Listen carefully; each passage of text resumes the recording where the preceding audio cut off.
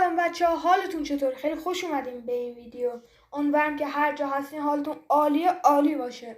اسم من سینا و امروز اومدم با سه تا شورتکات خفن ویندوز.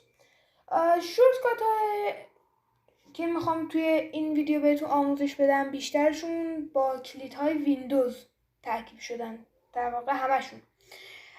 و اینکه خیلی کاربردی هم مطمئنم که یه سری از جاها حتما به کارتون میاد و سعی کنین که این شورتکات ها رو یاد بگیرین. بچه‌ها قبل از اینکه بریم سراغ این ویدیو لطف کنین که این ویدیو رو لایک کنین، چنل ما رو سابسکرایب کنین و زنگوله بغلش هم بزنید که هر وقت من آموزش رو آپلود کردم شما اولین نفر باشید که اونو میبینه. خب بدون معطلی بریم سراغ این ویدیو آموزشی.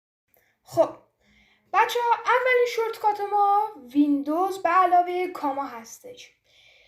شما کلید ویندوز رو نگه می‌دارید و کلید کاما رو میزنید. مثلا بر فرض مثال من چند تا صفحه دارم، چند تا پنجره دارم که حالا میخوام من یه نگاه اجمالی خیلی سریع بندازم به دسکتاپم. کلید ویندوز و کاما رو نگه می‌دارم و همه صفحات محو میشن و شما باید کلید ویندوز رو نگه دارید. وقتی که کاما رو زدی میتونید دستتون رو از روی کلید کاما بردارید، اما باید ویندوز رو نگه دارید تا اون صفحه ها پنهان بمونن. اما اگه دستتون رو از روی کلید ویندوز بردارین، همونطور که میبینید صفحات برمیگردن خیلی هم سریع. و شورتکات بعدی ویندوز XUU هستش. خیلی از مواقع واسهتون پیش اومده که خواستین بیاین کامپیوتر رو خاموش کنید، دکمه شاتدان رو بزنید، اما اشتباهی دستتون خورده روی دکمه ریستارت یا اسلیپ. یه کار دیگه هستش که شما میتونید به صورت خیلی حرفه‌ای‌تر کامپیوترتون رو شاتدان کنید. کلید ویندوز X رو میزنید، این پنجره واسهتون باز میشه. یه بار یو رو میزنید، اگه یه بار دیگه یو رو بزنید کلا کامپیوترتون شاتدان میشه و هر برنامه‌ای که باز هستش بسته میشه. پس حواستون باشه. و شورتکات آخرم شورتکات ویندوز و وی هستش که کلیپ بورده.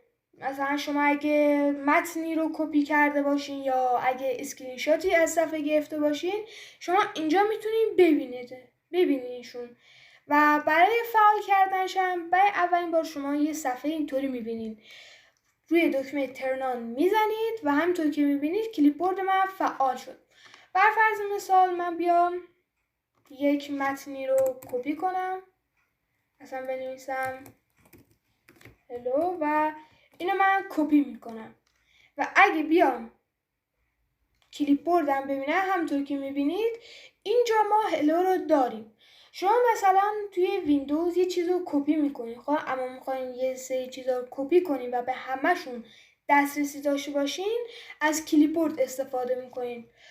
خب بچه‌ها، این بود از این ویدیو. امیدوارم که این ویدیو واسهتون کاربردی بوده باشه.